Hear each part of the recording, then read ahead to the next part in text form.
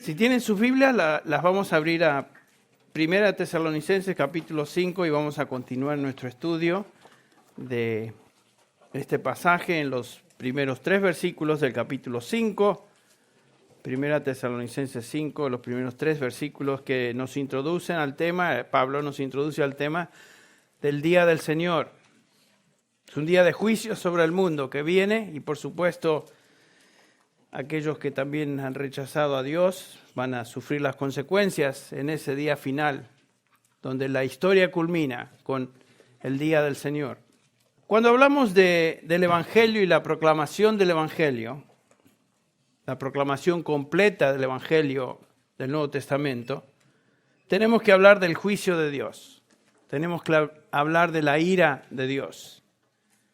Dios ha establecido una ley moral justa y perfecta que todo ser humano debe cumplir.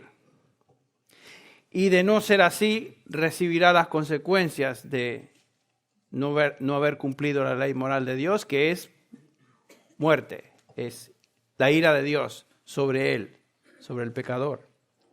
Es obvio que ningún hombre puede cumplir esa perfecta ley, por lo tanto, todo ser humano se encuentra bajo la ira de Dios. No hay diferencia. Pablo, escribiendo a los romanos y hablando justamente del Evangelio de Jesucristo, dice esto en el versículo 17, Romanos 1, 17, porque el Evangelio de la justicia de Dios, noten cómo lo define, el Evangelio de la justicia de Dios se revela por fe y para fe, como está escrito, el justo, más el justo, por la fe vivirá. Entre paréntesis, este fue el pasaje que Dios utilizó para la conversión de Martín Lutero. Pero noten el versículo 18, porque la ira de Dios se revela desde el cielo contra toda impiedad e injusticia de los hombres que con injusticia restringen o detienen la verdad. Pablo dice que él está predicando el evangelio de la justicia de Dios y subraya eso, la justicia perfecta de Dios que nadie puede lograr. Pero las buenas nuevas del Evangelio son justamente esas. Dios dio a su Hijo Jesucristo, quien cumplió a la perfección las demandas de la ley de Dios y murió en la cruz del Calvario, pagando por los pecados de aquellos que no podían cumplirla. Eso es nosotros. Y ahora todo aquel que cree en Jesucristo, arrepintiéndose de sus pecados, nos dice Pablo en 2 de Corintios 5, 21, llega a ser justicia de Dios en él, en Cristo. Al que no conoció pecado, por nosotros fue hecho pecado, para que nosotros llegásemos a ser, ¿se acuerdan? Justicia de Dios en él. O sea, el evangelio de la justicia de Dios se cumple solo y exclusivamente, y el único que lo puede cumplir es Jesucristo, y por nuestra fe colocada en Cristo Jesús. Ahora Dios puede declararnos a nosotros justos, justificados en Él. Con aquellos que no creen en el Evangelio, la ira de Dios permanece sobre ellos. Versículo 18 nos indica esa. La ira de Dios viene sobre toda injusticia de los hombres, sobre toda impiedad, que con injusticia detienen la verdad. Entonces, una presentación bíblica completa del mensaje del Evangelio debe incluir este elemento de la ira venidera de Dios y el juicio de Dios. No es suficiente decir que Dios te ama y tiene un plan maravilloso para ti, como algunos presentan el Evangelio. No, Dios está airado con el pecador. Dios ama, pero todo ser humano está bajo la ira de Dios. Y por supuesto, es la obra del Espíritu Santo convencer al mundo de pecado, ¿se acuerdan? De justicia y de juicio. Jesús dijo que Él enviaría al Espíritu Santo cuando Él pasara a la gloria, a la diestra de su Padre. Y cuando Él venga, convencerá al mundo de pecado, noten eso, de justicia y de juicio. Es la obra del Espíritu Santo convencer al pecador de su condición. Es la obra del Espíritu Santo convencer de que hay una justicia perfecta de Dios y que ese hombre no puede conseguirla o cumplirla por sí solo. Y Cristo vino a este mundo para obtener justicia a favor nuestra. Pablo predicó este evangelio en Tesalónica por varias semanas, ustedes recuerdan, ya lo estudiamos en el capítulo 17 de Hechos, los versículos del 1 al 8, y tuvo que salir súbitamente de esa ciudad a causa de la persecución que se levantó.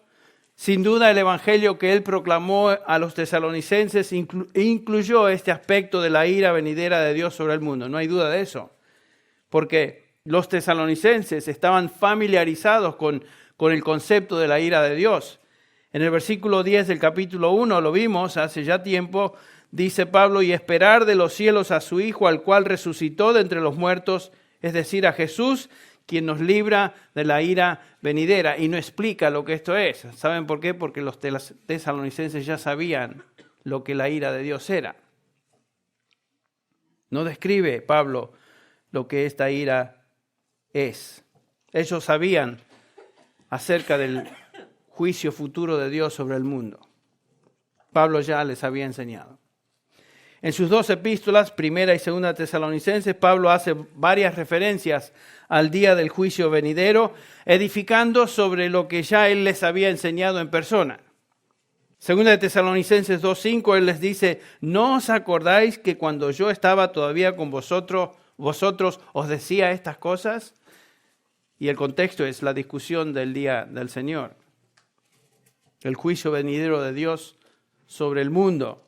Y Pablo les dice, ¿no os acordáis que cuando yo estaba ahí, aunque fueron cortas semanas, enseñé estas cosas? El mensaje del Evangelio incluye la realidad de un juicio futuro para los que no prestan atención y rechazan ese Evangelio. Ahora, de regreso a nuestro texto, los versículos del 1 al 3. Ahora bien, hermanos, con respecto a los tiempos y a las épocas, no tenéis necesidad de que os escriba nada. Pues vosotros mismos sabéis perfectamente que el día del Señor vendrá así como un ladrón en la noche, que cuando estén diciendo paz y seguridad, entonces la destrucción vendrá sobre ellos repentinamente como dolores de alumbramiento a una mujer que está encinta y no escaparán. El tema del gran día del Señor es un tema común en las Escrituras, es un tema común en el Antiguo Testamento por los profetas. Y la última vez observamos que este gran y terrible día de ira es un tema del cual hablan, por ejemplo, Amós, Isaías, Jeremías, Ezequiel, Sofonías y Malaquías.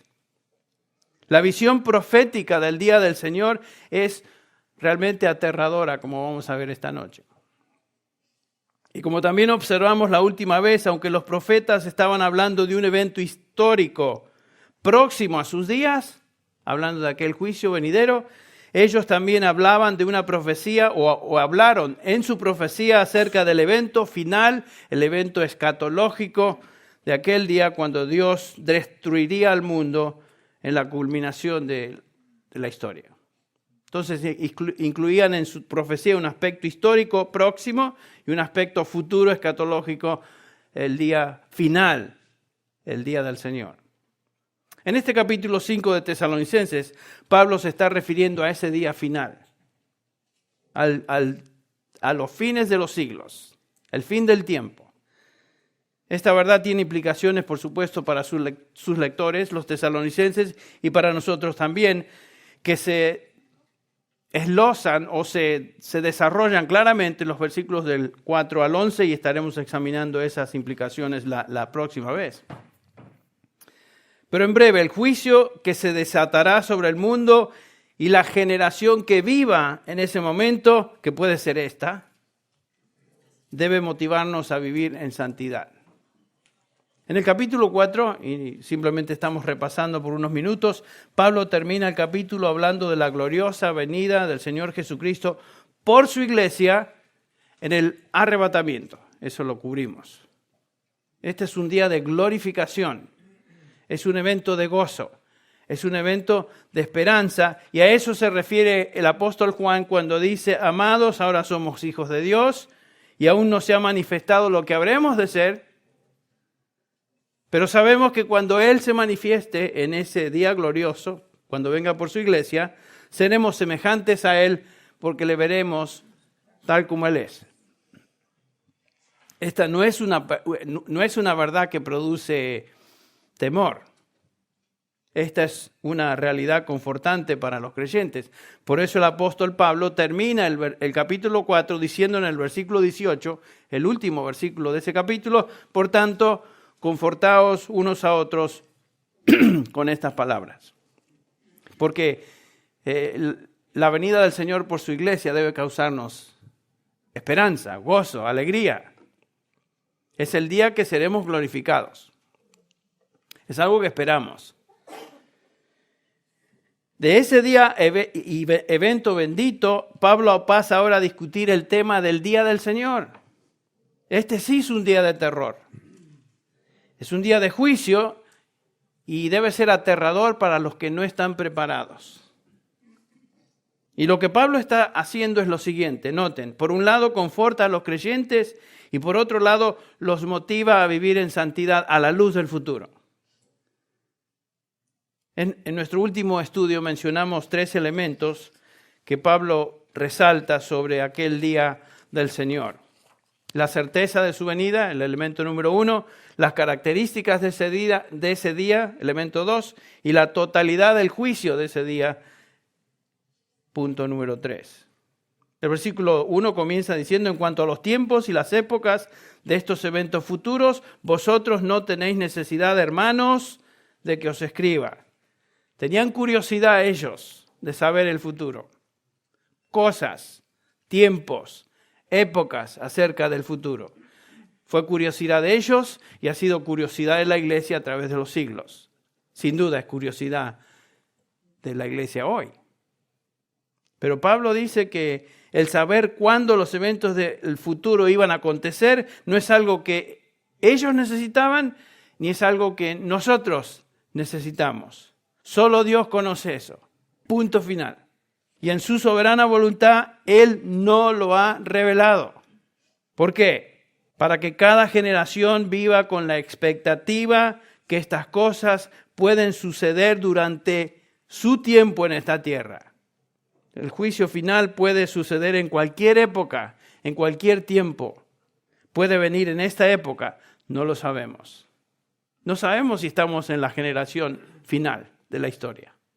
Claro, la iglesia, como vamos a ver, parte a la presencia del Señor, pero el resto de los que estamos aquí o que están aquí en la tierra puede ser esa generación que va a sufrir las consecuencias de aquel día final. En ningún pasaje que tenga que ver con el arrebatamiento existe información en cuanto a cuándo sucederá. En Juan 14, voy pues a preparar lugar para vosotros, para que donde yo esté, vosotros también estéis. Yo vendré por vosotros, le dice el Señor a los discípulos, los conforta. Primera de Corintios 15, Pablo habla del arrebatamiento, que seremos transformados en un abrir y cerrar de ojos. Ustedes recuerdan, Primera Tesalonicenses 4, este pasaje que ya estudiamos en las últimas 2 semanas. Estos pasajes no dicen nada acerca de la hora o el día cuando eso va a suceder. No sabemos. Tampoco sabemos cuándo el día del Señor vendrá, aunque tenemos indicaciones que nos ayudan a ver que el día se aproxima. Y vamos a hablar de ellas en un instante. Pero no tenemos ninguna fecha o qué generación estará viva cuando el día llegue. No hay tal información.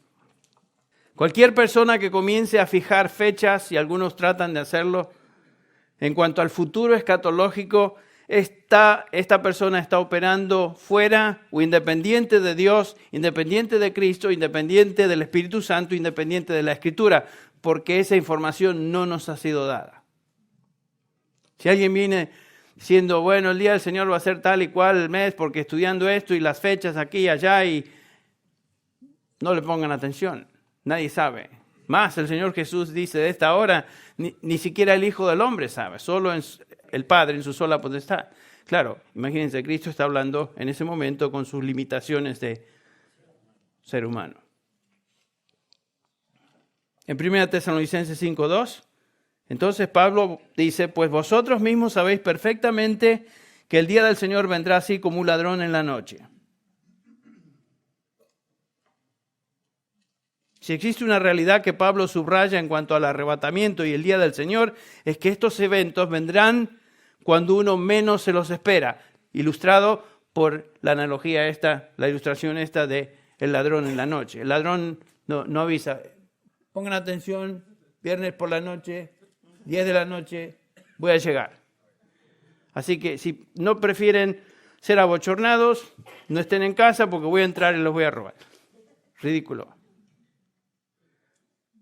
El día del Señor vendrá sin anuncio, así como un ladrón viene, sin anuncio.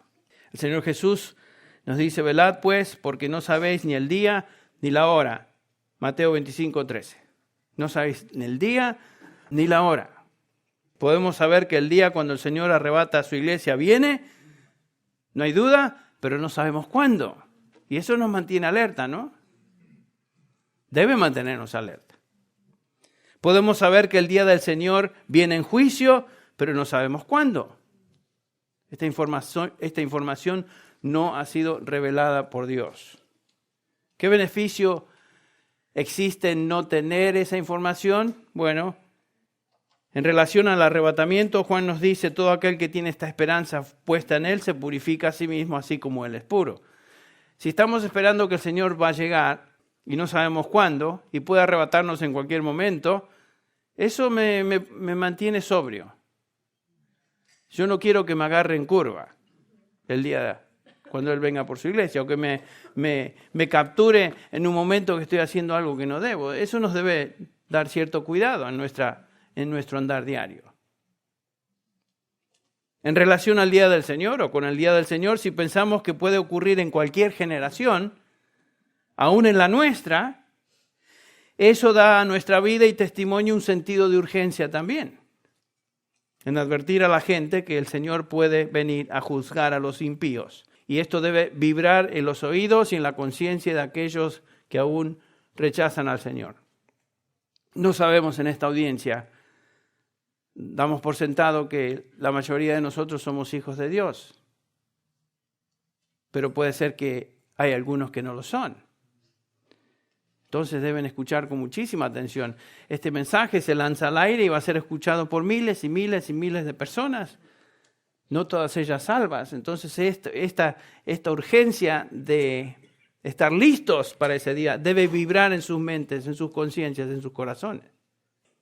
Ciertamente Pablo, ustedes recuerdan, pensaba que el Señor podía venir por su iglesia durante su tiempo aquí en la tierra, el tiempo en el cual Pablo se encontraba, y también seguido ese evento por el juicio de Dios, o sea, el día del Señor. Y por supuesto Pablo predicaba el evangelio con esa urgencia. Pablo dice, conociendo el temor o el terror del Señor, persuadimos a los hombres. Esto debe traer urgencia. A veces somos muy flojos en nuestro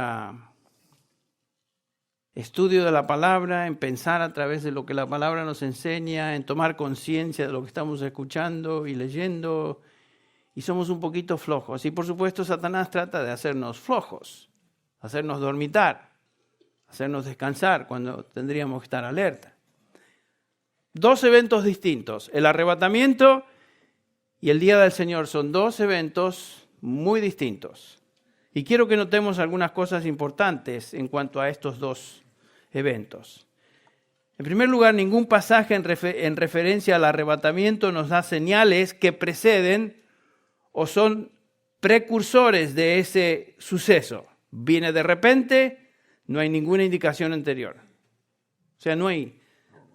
Si esto sucede, sabemos que el arrebatamiento nada de eso, no sabemos. No hay eventos particulares que nos alertan. En contraste, en los pasajes que hablan del día del Señor, tenemos precursores.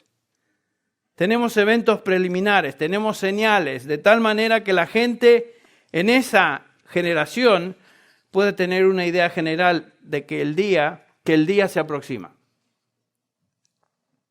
Estos son ¿se acuerdan? El Señor Jesús habla de los dolores de parto que vienen a una mujer antes de dar a luz. Lo vimos en el capítulo 24 de Mateo. El Señor describe estos eventos en el 24:8 diciendo que este solo es el comienzo de dolores. Por ejemplo, en Malaquías 4:5 leemos, he aquí, yo os envío entre varios elementos que van a suceder o que son precursores del día del Señor, este es el primero o uno de ellos. Malaquías 4:5 nos dice que un personaje, alguien como Elías, vendrá y proclamará que el día del Señor se acerca. Dice Malaquías 4:5, he aquí, yo os envío al profeta Elías antes de que venga el día del Señor, día grande y terrible. Esta profecía declara que alguien como Elías vendrá como precursor del día del Señor. Esta profecía, por supuesto, tiene cumplimiento histórico en una persona, Juan el Bautista. Pero detrás de esa profecía existe también el cumplimiento escatológico en otro personaje que vendrá antes de la venida del Señor para juzgar, porque dice acá que Dios enviará un profeta como Elías antes de que venga el día del Señor y después lo describe día grande y terrible. ¿Alguien? No saben, tal vez uno de esos dos testigos en Apocalipsis sea uno de ellos, no sabemos. El nombre no aparece. Sabemos que va a haber predicadores del Evangelio, va a haber predicadores anunciando la venida del Señor en la tribulación, y puede ser que este sea uno de esos dos testigos. Esta profecía entonces es un precursor a la segunda venida del Señor. Será un heraldo, alguien que va a anunciar que el Señor viene. Existe otra señal que el apóstol Pablo describe acá en 2 de Tesalonicenses 2:3. Otro precursor, otra indicación de que el día del Señor viene. Y es un anuncio. 2 de Tesalonicenses 2:3 dice que nadie os engañe en ninguna manera, porque no vendrá sin que primero venga la apostasía. Antes del día del Señor, ese gran día de juicio y terrible juicio que viene sobre el mundo, va a haber una apostasía a nivel mundial. Esta es una referencia a la rebelión mundial contra Dios, contra Cristo y la Escritura, que va a saturar al mundo. Y Pablo les recuerda a los tesalonicenses que el día del Señor no podía venir hasta que antes se manifestara en el mundo esta apostasía general. Rechazo completo de Dios, rechazo completo de Cristo, rechazo completo de la Escritura. Si pensamos que hoy estamos ni se compara con lo que va a suceder, y lo vamos a ver. En tercer lugar, hay otro indicador. Pablo también habla de la manifestación, en ese mismo versículo 3, habla de la manifestación del anticristo antes que el Señor venga. Noten, al final del versículo 3 dice, y sea revelado el hombre de pecado, el hijo de perdición, el cual se opone, versículo 4, se opone y se exalta sobre todo lo que se llama Dios o es objeto de culto, de manera que se sienta en el templo de Dios presentándose como si fuera Dios. Este es la bestia, este es el anticristo. Y la venida del anticristo y la abominación cometida en el templo, que aquí se menciona, deben preceder, en otras palabras, venir antes de la venida del Señor en juicio. Es algo que se describe en Daniel 9:27, Daniel 11:31 también. Jesús dijo en el sermón del Monte de los Olivos, allá en el capítulo 24 de Mateo, versículo 15, por tanto, cuando veáis la abominación de la desolación de que se habló por medio del profeta Daniel, colocada en el lugar santo, el que lea, dice Jesús, que entienda. En otras palabras, el día del Señor en juicio no puede venir hasta que este individuo se presente y se haga manifiesto al mundo. Va a Jerusalén y se hace pasar como si fuera Dios y abomina el templo. Por eso se llama la abominación de la desolación. Otra señal o evento que debe suceder antes de su venida es que las naciones y sus ejércitos comienzan a congregarse y prepararse para la gran batalla de Armagedón, allá en el valle de Megido, en Palestina. Noten ustedes que toda la historia de la humanidad siempre está enfocada en el Medio Oriente. Hay una gran razón por eso.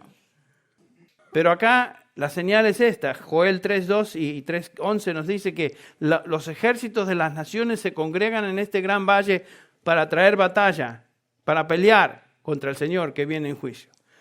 Joel 3:2 dice, reuniré a todas las naciones, este es Dios el que habla, y las haré bajar al valle de Josafat, y allí entraré en juicio con ellas. Joel 3:9, proclamad esto entre las naciones, preparaos para la guerra, despertad los valientes, acérquense, suban todos los soldados. Versículo 11, apresuraos y venid naciones todas de alrededor y reuníos allí. Versículo 14, multitudes, multitudes en el valle de la decisión. Ese es el valle de Armagedón o Megido. Porque cerca está el día del Señor en el valle de la decisión. Esta va a ser la madre de todas las guerras que vienen en el futuro, cuando las naciones se congregan, los ejércitos, y pelean contra aquel que viene, al Santo de Dios. Y van a ser totalmente liquidados. La siguiente indicación, eso viene antes. O sea, se preparan las naciones, traen los ejércitos, se congregan, y eso es antes de la venida del Señor. La siguiente indicación que precede a la venida del Señor, aquel gran y terrible día, son increíbles y aterradoras señales del cielo. Por ejemplo, Joel 2:30 dice, haré prodigios en el cielo y en la tierra, sangre, fuego, columnas de humo. El sol se convertirá en tinieblas y la luna en sangre antes de que venga el día del Señor grande y terrible. Versículo 31. Jesús predice eso también en su sermón en el Monte de los Olivos, el Mateo 24:29. Pero inmediatamente después de la tribulación, dice Jesús, de esos días, el sol se oscurecerá, lo mismo que dijo Joel. La luna no dará su luz, las estrellas caerán del cielo y las potencias de los cielos serán sacudidas. ¡Wow! Eso es impresionante. Eso es impresionante. Lucas lo dice de esta manera, Lucas 21:25.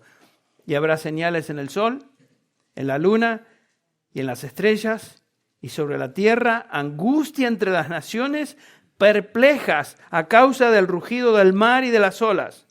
Por supuesto, la luna regula la marea de los mares, ¿no es cierto?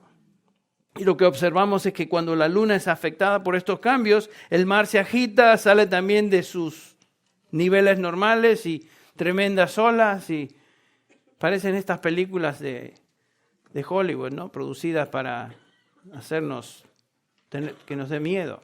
No es una película esto es verdad. Esto viene. Lo que podemos observar es que la Escritura nos enseña que habrá indicadores, eventos y antecedentes a la venida del Señor, pero todavía Él no viene. ¿Cómo se sabrá cuando Él finalmente venga en ese día? Bueno, Mateo 24:30 nos dice, entonces aparecerá en el cielo la señal del Hijo del Hombre. ¿Se acuerdan? Cristo vino por su iglesia en las nubes, la iglesia se reúne con Él en las nubes, están con Él para siempre, pero acá Cristo viene.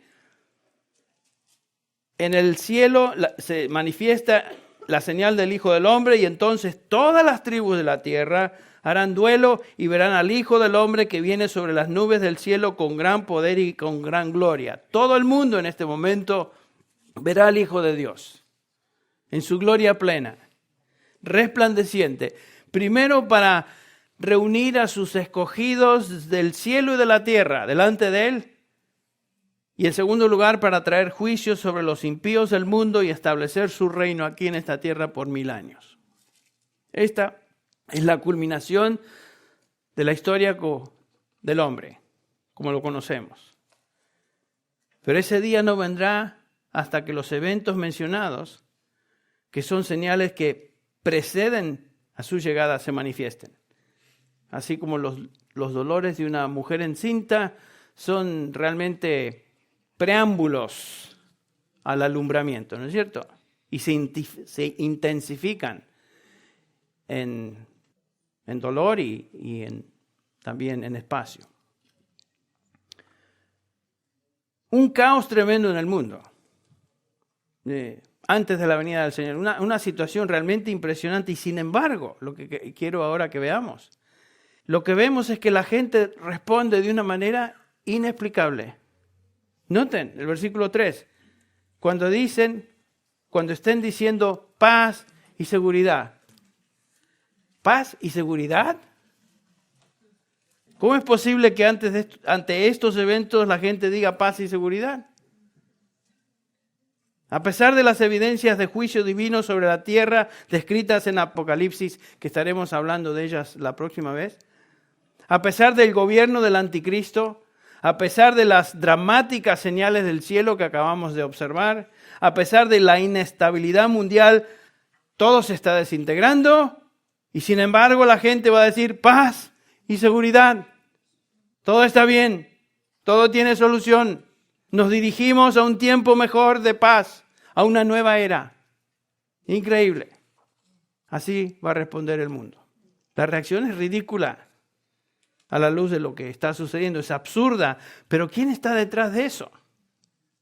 ¿Quién está inspirando a la gente a concluir tal cosa y responder de esa manera? ¿Quién está proclamando ese tipo de mensaje falso? Obviamente no es Dios, ni los profetas que Dios va a tener aún en esa época, antes de la venida del Señor. Bueno, no es difícil entonces imaginar que el que está detrás de todo esto es el maligno, Satanás, el padre de mentira y sus demonios que controlan el sistema mundial y están engañando a los hombres. Acuérdense, la iglesia ya no está acá. Y realmente el mundo va a estar saturado con influencia demoníaca. Veamos una ilustración, una simple ilustración en el Antiguo Testamento, en Jeremías 6. El profeta Jeremías está advirtiendo a Judá, el reino del sur, ustedes recuerdan, acerca del inminente y próximo juicio de Dios sobre la nación bajo las manos o en manos de los babilonios. Jeremías ve que ese día histórico de la invasión babilónica se aproxima. Va a haber una masacre de judíos impresionante y los que sobreviven pasan al cautiverio. Ustedes recuerdan 70 años allá en Babilonia. Ese día es el anticipo del día final de juicio sobre el mundo, el día del Señor. Pero notemos la competencia que Jeremías tiene con estos falsos profetas. Jeremías está advirtiendo, Jeremías 6:1, huid, hijos de Benjamín, de en medio de Jerusalén, tocad trompeta en Tecoa, alzad señal sobre Behat Kerem, porque desde el norte se asoma el mal y una gran destrucción. Los ejércitos de Babilonia estaban acampados en la frontera del norte y listos para entrar e invadir a Israel, a Judá y destruirlo. Y Jeremías, aquí está, huid. Versículo 10. A quienes hablaré y advertiré para que oigan. He aquí sus oídos están cerrados y no pueden escuchar. He aquí la palabra del Señor les es oprobio, no se deleitan en ella. Versículo 12. Y sus casas están entregadas a otros, juntamente con sus campos y sus mujeres, porque extenderé mi mano sobre los habitantes de esta tierra, declara el Señor. Entonces, viene un juicio sobre Judá. Jeremías, el profeta, ¿qué? ¿Cómo se llama? El profeta llorón. Está acongojado por lo que viene, tratando de advertir a la nación que este juicio viene y no le escuchan. Pero noten lo que decían los líderes de Israel, los líderes de Judá, los líderes religiosos de la nación. Versículo 13, y desde el profeta hasta el sacerdote todos practican engaño. Versículo 14, y curan a la ligera el quebranto de mi pueblo diciendo, aquí está, miren, paz, paz, pero no hay paz. Paz, paz, todo está bien, no se preocupen. El contexto es similar al que antecede al gran día del Señor. El pueblo estaba a punto de ser invadido y destruido, la desolación se aproximaba. Está ya a la puerta, Jeremías les advierte de eso y sin embargo los líderes religiosos, estos falsos profetas, decían al pueblo, oh, no se preocupen, paz, shalom, todo está bien, no hay por qué alarmarse, paz, paz. Pero la realidad, dice Dios, es que no hay paz. Ahora, ¿de dónde provenía ese mensaje de paz? ¿No venía de Dios, sino de los profetas inspirados por Satanás y sus demonios. Lo falso siempre tiene su origen en el padre de mentiras, en demonios. Lo falso en esa época, lo falso hoy y lo falso en el futuro antes de la venida del Señor. Ustedes recuerdan, por ejemplo, las palabras de 1 Timoteo 4:1.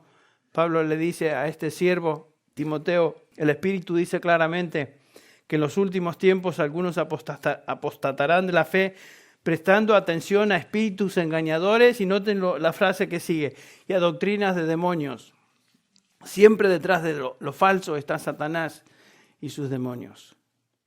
Ahora en el capítulo 14, y por supuesto en el día que antecede al día del Señor, el mundo estará inundado, como ya mencioné, de estos falsos maestros, diciendo paz, paz, todo está bien, un día de esperanza y bienestar viene.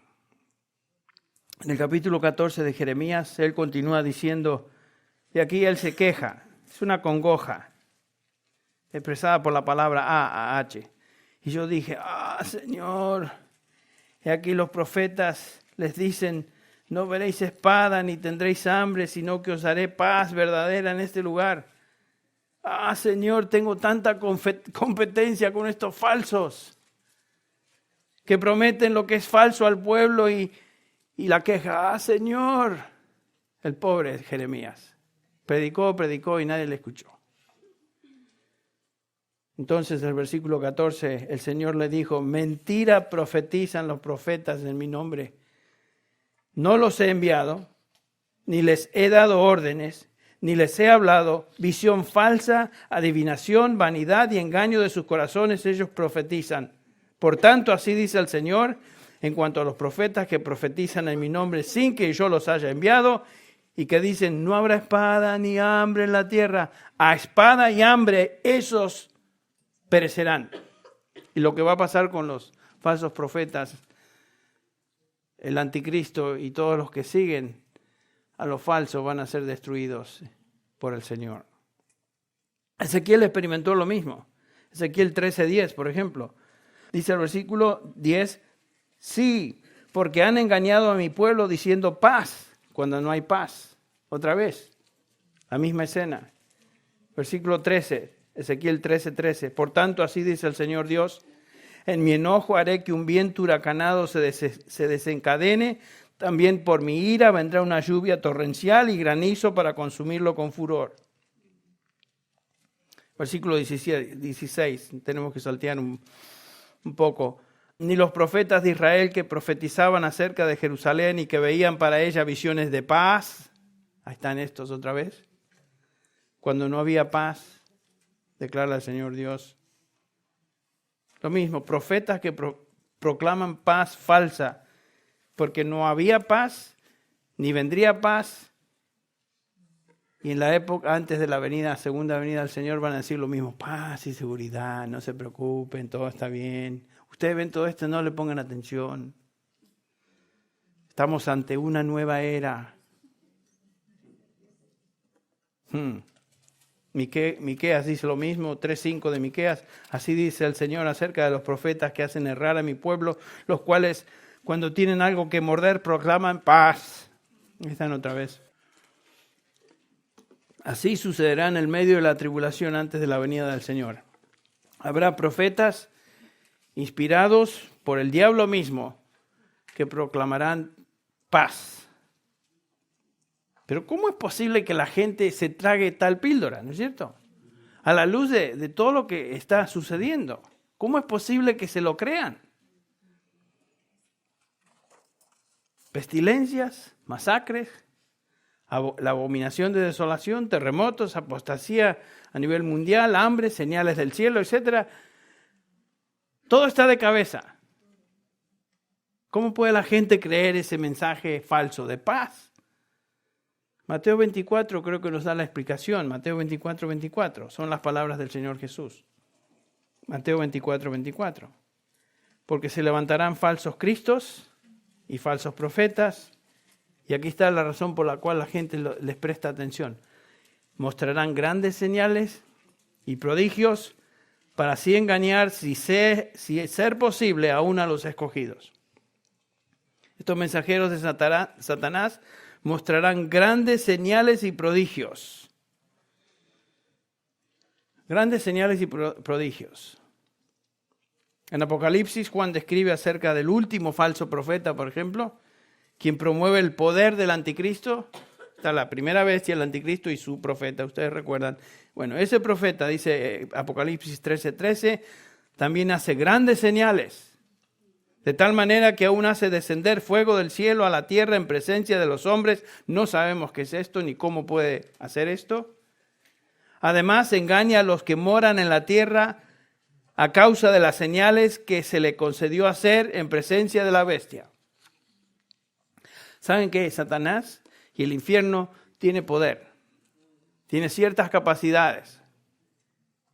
Y en esos días antes de la venida del Señor, estos van a desplegar un show diabólico. Este va a ser el show, la madre de los shows. Así como los magos de Egipto, ¿se acuerdan ustedes? Imitaron ciertas señales hechas por Moisés, inspirados también por Satanás.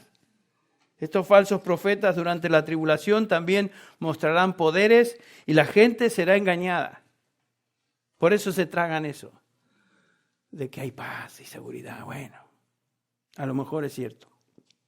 Y por supuesto aquí nos dice que tratarán de engañar aún a los escogidos, sin poder lograrlo, por supuesto. ¿Quiénes son estos escogidos? Henry, pero ¿no dijiste que la iglesia ya fue arrebatada? Y por supuesto. Entonces, ¿quiénes son estos escogidos? Estos son los creyentes, aquellos que se convirtieron durante los 7 años de la gran tribulación.